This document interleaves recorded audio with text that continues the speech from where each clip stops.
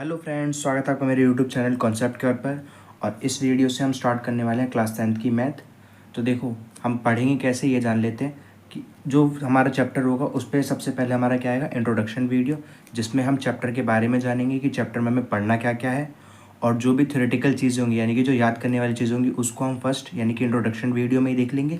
And from the second video हम क्या करेंगे, एनसीईआरटी के क्वेश्चन को सॉल्व कर लेंगे, जिससे हमारे कॉन्सेप्ट क्लियर हो जाएंगे और कोई भी डाउट नहीं बचेगा।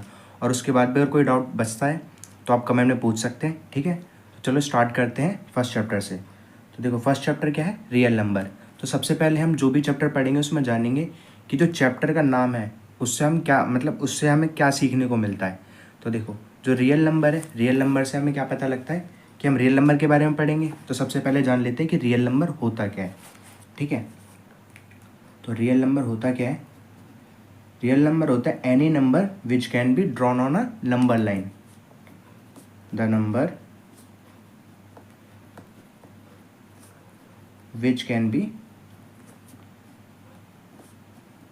Drawn on a number line, on a number line. अब देखो, ये हमने 6th-7th क्लास में बहुत करा है कि हमें मतलब कोई भी नंबर दे देता हम उसको नंबर लाइन पर ड्रॉ कर देते, है ना। तो ऐसे नंबर जिसको हम नंबर लाइन पर ड्रॉ कर सकते थे। और नंबर लाइन होती क्या है, ऐसी लाइन जिस पे हम नंबर लिख दे वो नंबर लाइन हो जाती है। जैसे ये 0 1 2 3 4 4 -1 -2 -3। तो ऐसे नंबर जिनको हम नंबर लाइन पर ड्रॉ कर सकते हैं उसे क्या बोलते हैं, रियल नंबर, ठीक है। तो हम इसमें वही उन्हीं नंबर के बारे में पढ़ेंगे जिनको हम रियल नंबर लाइन पर ड्रॉ कर सकते हैं, ठीक है। तो अब इसमें देख लेते हैं सबसे फर्स्ट चैप्टर में जो आपके सबसे पहले 2 थ्योरम आती है, वो 2 थ्योरम कौन कौन सी है। और कई बार मतलब एग्जाम में सीधा पूछ लेता है कि फंडामेंटल थ्योरम ऑफ अर्थमेटिक क्या है, या थ्योरम 1.1 क्या है, थ्योरम 1.2 क्या है ना। तो देखो, फंडामेंटल थ्योरम ऑफ अर्थमेटिक क्या कहती है कि every composite number can be express as a product of its prime number. मतलब क्या हुआ, और ये थ्योरम आपकी कौन सी है, 1.1। तो देखो, ये थ्योरम कहती क्या है कि कोई भी कंपोजिट नंबर, कहते हैं कि कंपोजिट नंबर क्या होता है, कंपोजिट नंबर वो नंबर होते हैं जिसके मोर देन 2 फैक्टर होते हैं, मोर देन 2 फैक्टर। मतलब क्या हुआ कि ऐसे नंबर जिसको 2 या 2 से ज़्यादा नंबर डिवाइड करते हैं। जैसे कि आप एग्जांपल ले सकते हो 4। तो 4 को कौन कौन से नंबर डिवाइड करते हैं, 1 2 एंड 4। ये 3 नंबर डिवाइड करते हैं। अब देखो, इसके कितने फैक्टर हो गए, 3, जो कि 2 से ज़्यादा है। तो ऐसे नंबर जिसके फैक्टर 2 से ज़्यादा होते हैं उसको हम क्या बोलते हैं, कंपोजिट नंबर। तो ये थ्योरम कहती क्या है कि सारे कंपोजिट नंबर को हम क्या कर सकते हैं, प्राइम नंबर के प्रोडक्ट में लिख सकते हैं। तो देखो, प्राइम नंबर क्या होता है, जिसके सिर्फ 2 फैक्टर होते हैं। जैसे कि 2 के फैक्टर क्या क्या है, 1, 2, 3 के फैक्टर 1, 3। तो ऐसे नंबर जिसके सिर्फ 2 फैक्टर होते हैं, और 2 फैक्टर कौन कौन से होंगे, एक तो 1 होगा और वो खुद यानी कि नंबर इटसेल्फ। 2 नंबर क्या होते हैं, प्राइम नंबर, ठीक है। तो ये थ्योरम फर्स्ट कहती ये है कि जैसे मान लो कोई भी कंपोजिट नंबर ले लो, जैसे कि 10 है ना, हमने 10 लिया। अब 10 के फैक्टर जो है 2 से ज़्यादा है, यानी कि एक कंपोजिट नंबर है। फैक्टर का मतलब क्या हो गया कि ऐसे 2 से ज़्यादा नंबर हैं जो उसको डिवाइड करते हैं। 1 डिवाइड करेगा, 2 भी डिवाइड करेगा, 5 भी डिवाइड करेगा, और 10 खुद तो डिवाइड हो ही रहा है, यानी कि 4 फैक्टर हो गए। तो यानी कि कैसा नंबर है ये, कंपोजिट। तो देखो, हम इसको क्या कर सकते हैं, मैं इसको 2 × 5, यानी कि 5 एक प्राइम नंबर है, 2 भी एक प्राइम नंबर है। हम इसको प्राइम नंबर के प्रोडक्ट में लिख सकते हैं एवरी कंपोजिट नंबर को। ऐसे अगर 12 भी लोगे तो क्या करेंगे, 2 × 3 × 3, यानी कि ये पहले क्या था, कंपोजिट नंबर, और हमने इसको किसकी फॉर्म में तोड़ दिया, प्राइम नंबर के प्रोडक्ट की फॉर्म में। यही हमारी थ्योरम 1.1 है। होप आपको समझ आ गया होगा। अब देखो, थ्योरम 1.2 क्या कहती है कि if p divides a square, यानी कि कोई नंबर है p जो a स्क्वायर को डिवाइड करता है, then p also divides a। तो क्या करेगा, p a को भी डिवाइड करेगा। एग्जाम्पल से समझ लेते हैं। यहाँ पे देखो, जैसे लिखा हुआ है कि हमने p की जगह क्या मान लिया, 2 मान लिया, और a की जगह 6 मान लिया। तो अगर हम 6 का स्क्वायर करते हैं, 6 का स्क्वायर क्या होगा, 36, और p की जगह 2 था। तो देखो, ये जो 2 है यानी कि जो वैल्यू है p की, वो a स्क्वायर को डिवाइड कर रही है कितने पर, 18 पर। और a की वैल्यू, सॉरी, ये a की वैल्यू है क्या, 6 है। 6 2 से भी डिवाइड हो रहा है। तो यही हमारा थ्योरम 1.1 है कि कोई भी नंबर है, जैसे मान लो 64 है, 64 किसका स्क्वायर होता है? 8 का स्क्वायर, है ना। अगर 64 4 से डिवाइड हो रहा है ना, हो भी जाएगा 16 पे। तो देखो नंबर क्या था, ये किसका स्क्वायर था? 8 का ना, तो इसका कहने का मतलब है कि 8 भी 4 से डिवाइड होगा।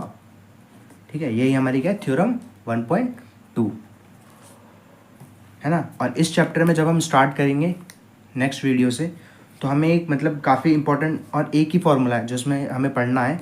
वो क्या है कि एलसीएम एंड एचसीएफ का प्रोडक्ट क्या होता है, मतलब एलसीएम एचसीएफ का प्रोडक्ट जो भी हम नंबर ले रहे हैं दो, उन दोनों नंबर के प्रोडक्ट के बराबर होगा, ये दो नंबरों के लिए। ठीक है, तो एलसीएम आपको पता होगा लीस्ट कॉमन मल्टीपल होता है, एचसीएफ क्या होता है? Highest common factor.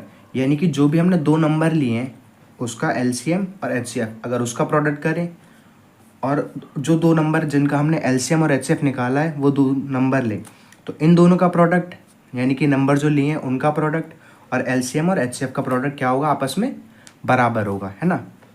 अब देखो इस पे क्वेश्चन अभी कर भी लेते हैं ना। जैसे क्वेश्चन ले लो 12 एंड 6, तो आपको पता है एलसीएम निकालते कैसे हैं? एलसीएम निकालते हैं दोनों को साथ में रख के, 12,6 डिवाइड कर लो 2 से, 6 3, फिर 2 से 3 3, फिर 3 से डिवाइड करेंगे 1,1, ये हो गया इसके एलसीएम। तो एलसीएम क्या आ जाएगा? एलसीएम आएगा 2 इंटू 2 इंटू 3, 2 2 ज़ा 4 और 4 3 ज़ा 12, एलसीएम 12 आ गया। और एचसीएफ कैसे निकालते हैं? एचसीएफ हम करते हैं दोनों को इंडिविजुअल करके, ये तो हमने एलसीएम निकाला, एचसीएफ निकालेंगे दोनों को अलग अलग, इंडिविजुअल का मतलब अलग अलग रख के। 2 से डिवाइड करेंगे 6 पे, फिर 2 से जाएगा 3 पे, 3 से 1 पे, 2 से जाएगा 3 पे, 3 से 1 पे। अब देखो एचसीएफ कैसे निकालते हैं? जो दोनों के फैक्टर हैं 2 इंटू 2 इंटू 3 और 6 के क्या है 2 इंटू 3, तो जो दोनों में कॉमन आ रहा है वो उसका क्या हो जाएगा? एचसीएफ। यहाँ 2 तो कॉमन हो गया, अब देखो दोनों में 3 भी आ रहा है, तो यहाँ से एचसीएफ क्या हो जाएगा? जो भी कॉमन नंबर आ रहे हैं उन्हें मल्टीप्लाई कर लो, यानी कि 2 इंटू 3 6। तो देखो इसका एलसीएम कितना आया? 12 और एचसीएफ, एलसीएम 12 एचसीएफ 6। तो ये जो फॉर्मूला था एलसीएम इंटू एचसीएफ किसके बराबर होता है? प्रोडक्ट ऑफ नंबर के। इसको वेरीफाई कर लेते हैं, एलसीएम इंटू एचसीएफ क्या होता है? प्रोडक्ट ऑफ नंबर के बराबर होता है। तो देखो नंबर क्या क्या थे हमारे पास? 12 एंड 6, और एलसीएम क्या आया था? 12, 12 इंटू 6, एचसीएफ 6 आया था, 6 लिख लिया। और नंबर क्या क्या थे हमारे? फर्स्ट नंबर था हमारा 12 और सेकंड नंबर था 6। ये तो आसान से हो गया, लेकिन अगर कोई भी दो नंबर ले रहे हो तो इसका और ये रिलेशन हमेशा ट्रू रहेगा। तो 12 6 ज़ा 72 और 12 6 ज़ा 72, ये क्या हो गया हमारा?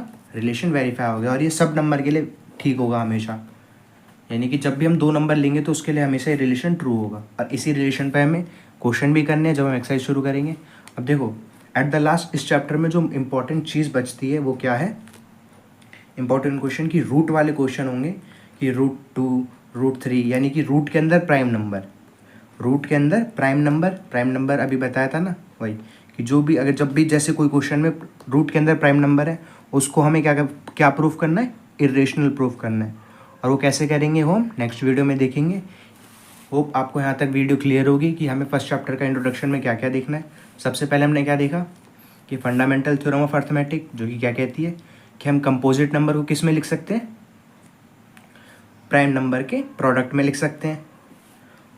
थ्योरम 1.2 क्या कहती है कि अगर कोई नंबर है a² और वो किसी नंबर p से डिवाइड होता है तो क्या जो a है वो भी p से डिवाइड होगा, a। यानी कि देखो यहाँ पे जब हमने लिया a की जगह 6 और p की जगह 2, जब हमने 6 का स्क्वायर किया 36 डिवाइड हो रहा था, और 6 को भी डिवाइड किया 2 से तो भी डिवाइड हो रहा था, तो यहाँ से वेरीफाई था। और एट लास्ट हमने क्या देखा कि एलसीएम एंड एचसीएफ किसके बराबर होता है? प्रोडक्ट ऑफ टू नंबर्स के। ठीक है, तो होप आपको वीडियो समझ आया होगा, और कोई भी डाउट हो तो कमेंट सेक्शन में पूछ सकते हो। वैसे तो डाउट होगा नहीं क्योंकि ये इंट्रोडक्शन वीडियो है, जब हम क्वेश्चन सॉल्व करेंगे उसमें डाउट आप पूछ सकते हो।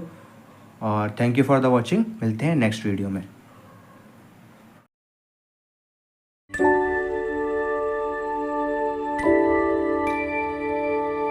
है।